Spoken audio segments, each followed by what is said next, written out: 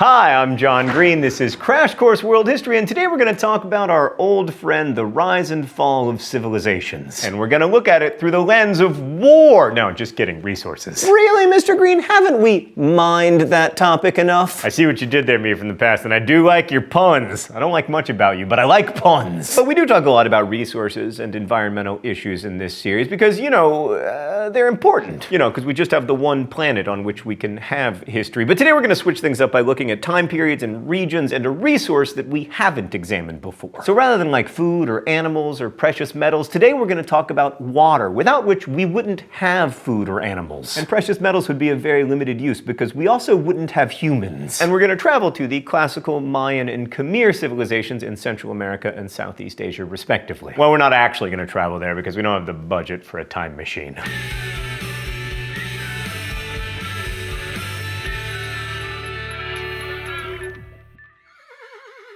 So not only would we all die of thirst without water, we also need to have enough of it around to raise plants and animals because, that's how we eat. Now, some places get enough rain to support agriculture, but the vast majority don't, which is why irrigation is often a requirement for building cities and stuff. And then there are places on Earth that get too much water, often because seasonal rains cause rivers to flood. And in these places, people need to build dams and levees to control the flooding and also to channel the extra water to places where it can be useful. These kind of projects and reservoirs and wells and cisterns are all examples of water control, or what some people call hydraulic engineering. So we know that we need agriculture for cities and for what we call civilizations, and in most places some form of hydraulic engineering is necessary for agriculture, which means that it's necessary for everything that comes after. But water isn't just for drinking and eating. Like those of you who remember the Indus Valley episode recall that Mohenjo-Daro featured a giant basin that we called the Great Bath, which historians believe had a ritual function. And even if it didn't, bathing is important for keeping clean. One of the things that we use water for is sanitation and hygiene. And in dry regions, the ability to control water can be symbolic of wealth and power. I mean, look at Las Vegas. Why do you think there's this fountain at the Bellagio Hotel in Las Vegas in the middle of a desert? It's a way of bragging. Look at all of the money we took from you at our casino. But quite a while before that, the Mayans managed to build a remarkably complex culture in one of the world's least hospitable regions,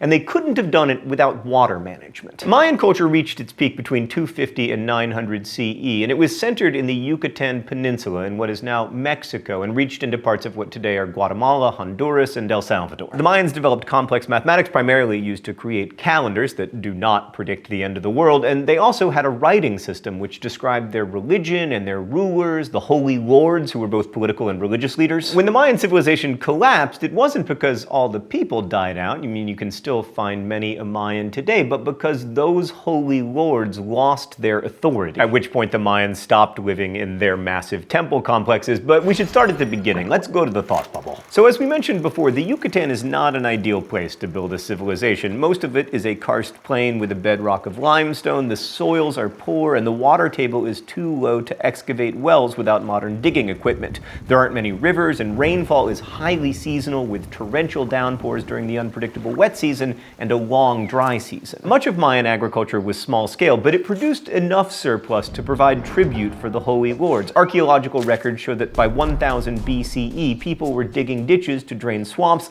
and settlements were built in such a way to capture rain runoff. Tikal is one of the major Mayan centers that has over 3,000 structures in its 16 square kilometer footprint. It took generations to build, and according to Stephen Mithen, it entirely lacked a natural supply of water. No springs, rivers, or lakes in its immediate vicinity. So to supply water for the estimated 60,000 people who lived and worked there, they created reservoirs. But a diverse environment meant diverse solutions to water issues. At Edzna, they built cisterns to capture rainwater and canals to connect reservoirs to the central ceremonial complex. They were able to collect 2 million cubic meters of water from runoff. At Palenque, in the lowlands of Chiapas, they built aqueducts and dams and drains and a bridge to control flooding caused by streams that fed the city. And in all these places, water management required a ton of labor. How much of this was cooperative and how much was coerced, we can't really say. Thanks, Thought Bubble. Another thing we don't really know for sure is the role that water played in Mayan politics and religion, but we can make some educated guesses. Mayan art features a lot of water motifs, so much so that one scholar has described the Maya as, quote, having a fascination with aquatic iconography. It's also quite possible that the authority of the Holy Lords rested on their ability to control water. Like anthropologist Lisa Lucero has argued that the Holy Lords controlled the reservoirs and distributed water to the people during the dry season in return for tribute in the form of food and labor. And if this was true, it was a very dangerous game to play for the Holy Lords, right? Because basing your claim to power on an ability to bring rain can get you in trouble if, like, a drought comes along. And of course they do. Mexico, in fact, can be particularly vulnerable to drought related to our old historical actor friend El Nino. And oh, it's time for the open letter! But first, let's see what's in the globe today. Uh-oh, it is a warm swirl of water off the coast of South America. An open letter to El Nino. Hey, El Nino, you mean the boy? The boy? Man, meteorologists are the only people in the world worse at naming things than historians. But the boy in question is Christ, like as a child. And that shows that our deep connection between weather and religion goes back a long time. Now, like a lot of weather patterns, El Nino, you have your upsides and your downsides. But in the end, El Nino, what I find so fascinating about you is that you can make and unmake civilizations and kings and queens in a way that no one else can. Well, except maybe the Mongols. So yeah, El Nino, people can talk about Cleopatra and Alexander the Great and Hammurabi, but you're where the real action is.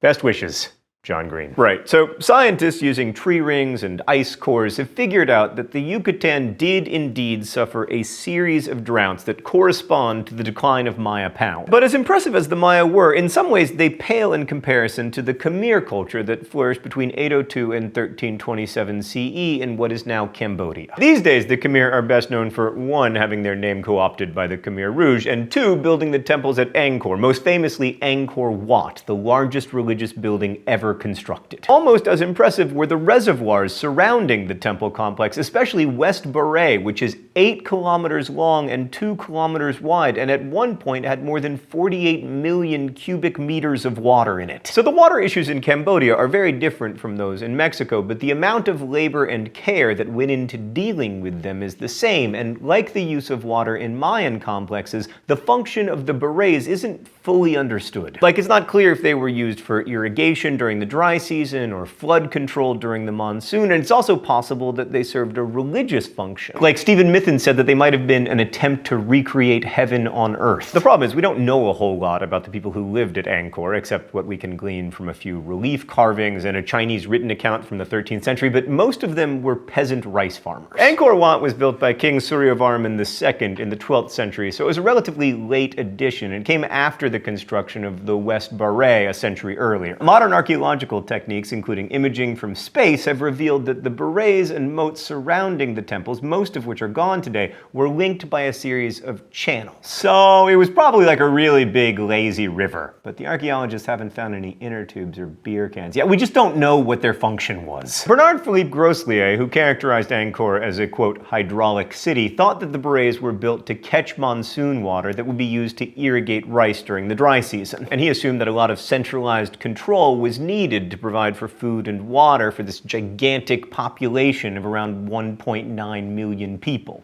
At least according to his estimate. That sounds like a good theory, but then anthropologist W.J. Van Leer argued that religious considerations probably determined the layout of the barays because they weren't well situated for irrigation. But then again, maybe they were just built inefficiently because of government incompetence or corruption, which is, not unprecedented. Now, as with the Maya, we don't exactly know what led to the decline of the Khmer, but environmental factors probably did play a role. Like, we know that monsoons weakened in the middle to late 14th century, and also that droughts would sometimes alternate with intensely wet years. And although the Khmer made the hydraulic system at Angkor increasingly complex, it probably just couldn't keep up with the fluctuations. But regardless of how the Khmer civilization ended, we know that humans cannot survive without water, and just as it was a major concern for classical civilizations, water control remains an issue for the present and especially for the future. Today, over 1 billion people lack access to safe drinking water, and by 2025, more than half of the world's nations will face significant shortages of fresh water. So we have good reason to believe that environmental shifts and failing water control systems led to the collapse of classical civilizations like the Maya and the Khmer, right? So we might have good reason to be worried given our current voracious thirst and poor record of water conservation. Now, one lesson we might draw is that it's a bad idea to build huge cities in places that don't have water.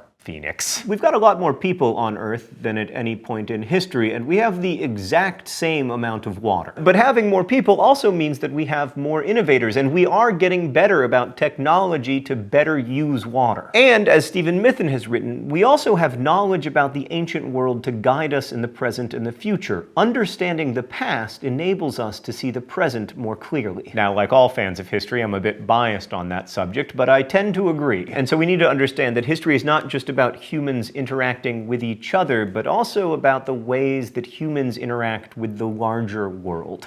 Thanks for watching. I'll see you next week. Crash Course is filmed here in the Chad and Stacy Emigholt studio in Indianapolis, and it's made possible by our Subbable subscribers, including our lead sponsor for today's video, Mrs. Booth, who wants to thank Sunda Burgoon and the SCHS World History AP students for being awesome. And co-sponsored by Mike Burns from the Concordia School in Shanghai. I want to say a special thank you to all of our Subbable subscribers, especially the educators, and as we say in my hometown, don't forget to be awesome.